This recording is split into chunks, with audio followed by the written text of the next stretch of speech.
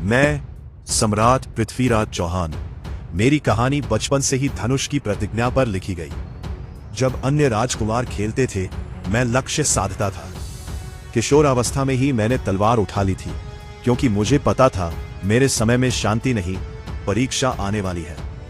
मेरे जीवन की शुरुआत ही संघर्ष से हुई। चारों ओर राजपुत्र राजा थे, कहीं मित्र, कहीं प्रतिद्वंद्वी।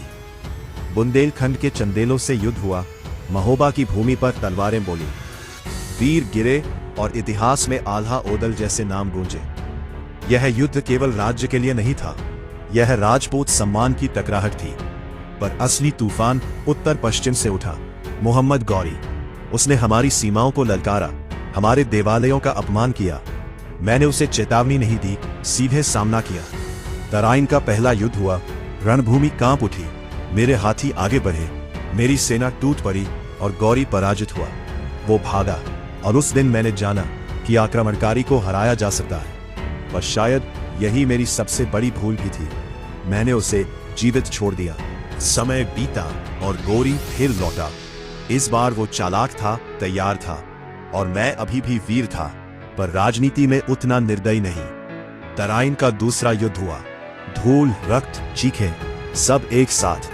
मेरे वीर एक एक कर गिरते गए। अंततः मैं बंदी बना लिया गया।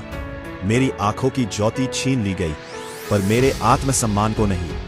मैंने दिल्ली में किला राय पिथौरा का विस्तार कराया, अजमेर के तारागढ़ दुर्ग को सुदृढ़ किया, अजमेर दिल्ली मार्ग पर सैन्य चौकियां बनवाईं, अपने राज्य में मंदिरों का संरक्षण और पुनर्निर्माण कराया, तथा जन और सेना के लिए सरोवर व बावड़ियां बनवाकर अपने राज्य, धर्म और जीवन तीनों को साथ संभाला। वीर वो नहीं जो केवल युद्ध जीते, बल्कि वो है जो कठिन परिस्थितियों में भी अपने धर्म, स्वाभिमान और कर्तव्य से समझौता न करे। हार शरीर की हो सकती है, पर जो आत्मा को ना झुकने दे, वही युगों तक जीवित रहता है।